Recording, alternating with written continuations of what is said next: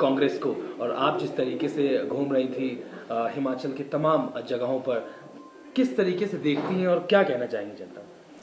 देखिए, सबसे पहले तो मैं हिमाचल प्रदेश की जनता का आभार और धन्यवाद व्यक्त करना चाहती हूँ। जिस तरीके से उन्होंने हमारे को इस इलेक्शन में अपना साथ दिया, अपना आशीर्वाद दिया, हम तो उनसे अपनी बात कह ही सकते थे। आखिरकार जनता ने ये तय करना था कि उनको कैसी गवर्नमेंट चाहिए, कैसी सरकार चाहिए, और उनका मैंडेट मिला है, तो सबसे पहले तो उनका आभार। फिर दूसरी बात है, हमारे कांग्रेस के वर्कर्स ने भी बहुत दिन रात मेहनत की, बहुत कमर तोड़ मेहनत हमारे पार्टी वर्कर्स की रही है। उन्होंने निचले लेवल से लेकर ऊपर तक जो काम किया है, उसके लिए उनका भी मैं बहुत बहुत आभार व्यक्त करती हूँ।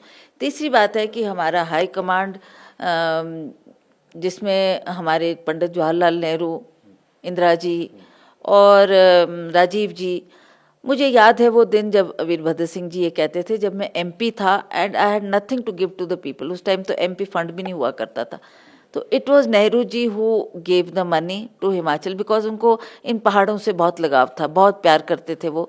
और उसी तरह था इंदिरा जी का भी बहुत विशेष प्रेम इस प्रदेश से रहा। वो भी जब भी आया करती थी तो लाहौल स्पीति तक दौरा करती थी, और लाहौल स्पीति में ये जो आप देख रहे हैं रोहतांग टनल बनी है, वो भी उन्हीं की देन है। उन्होंने कहा था कि मैं इस जनता को यहाँ, वो चाहते हैं कि 12 महीने उनका यातायात 6 महीने के लिए खुलता है, 6 महीने बंद रहता है। तो उन्होंने पूछा था जनता से कि आप क्या चाहते हैं। उन्होंने कहा मैडम अगर आप एक सुरंग दे दें तो बहुत बड़ी बात होगी। तो उन्होंने आते ही कहा था कि मैं इस कार्य को जाते ही करूँगी, पर अनफॉर्चुनेटली वी लॉस्ट हर। और फिर राजीव गांधी जी ने भी इस बात को आगे बढ़ाया। जो टनल की पहली प्रक्रिया थी वो उन्होंने शुरू की थी, पर वो भी नहीं रहे। फिर हम सोनिया जी के पास गए, उस टाइम मैं एमपी बन गई थी। एमपी के बदौर मैंने सोनिया जी से बात की कि जी इंदिरा जी का स्वप्न था, तो आप इसको पूरा करेंगे। हम ने अपने डॉक्टर मनमोहन सिंह जी से भी यही बात की। मैंने कहा सर, ये इंदिरा जी चाहती थी कि ये सुरंग बननी चाहिए, और उन्होंने ये स्वप्न देखा था। तो मैं आभारी हूँ डॉक्टर मनमोहन सिंह जी की, सोनिया जी की, जिन्होंने सहयोग दिया, और आज वो टनल बन के तैयार हुई है, जिसकी वजह से आज 12 महीने के लिए लाहौल स्पीति का रास्ता खुला है।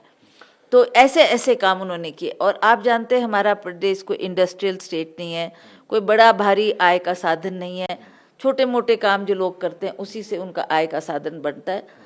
तो जब भी कोई बड़ा कार्य करना था, जैसे सड़कें लानी थी, बिजली लानी थी, पानी लाना था, इसके लिए श्रीमती इंदिरा गांधी जब प्रधानमंत्री थी तो उन्होंने खुल के हिमाचल प्रदेश का सहयोग किया, हिमाचल प्रदेश को आर्थिक तौर से मजबूत किया, जिसकी वजह से वीरभद्र सिंह जी वो विकास के कार्य हिमाचल प्रदेश में कर पाए।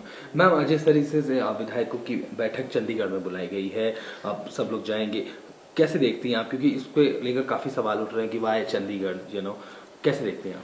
I don't know why people pick up these questions. Why Chandigarh? Why not Shimla? Why not?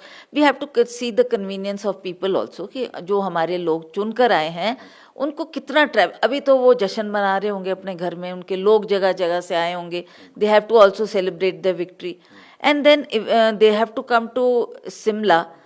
Person traveling from Chamba to Shimla almost takes 10-12 hours, है ना. कांगड़ा से आएगा 7-8 घंटे उसको लगेंगे, भरमौर से आएगा उसको इतना और भी टाइम लगेगा, तिस्सा से आएगा उसको उतना टाइम लगेगा, लाहौल स्पीति से आएगा उसको भी उतना ही टाइम लगेगा. तो सबकी कन्वीनियंस को देखते हुए कि एक सेंट्रल जगह रखी जाए जहाँ सबके लिए जर्नी भी कम हो जाए, आना जाना भी इतना मुश्किल ना हो, तो इसलिए चंडीगढ़ चुना था कि हम सब बैठकर चंडीगढ़ में मीटिंग कर लेते हैं और हमारा सफ़र भी आधा कम हो जाता है. तो इसलिए हम कल विधायकों की मीटिंग वहाँ पर लेंगे. आई होप सब पहुँच पाएँ.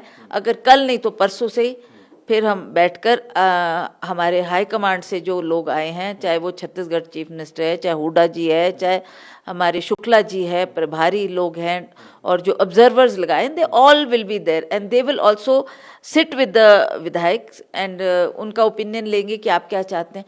अल्टीमेटली तो विधायकों की आवाज़ प्रिवेल करेगी कि वो किसको अपना लीडर चाहते हैं.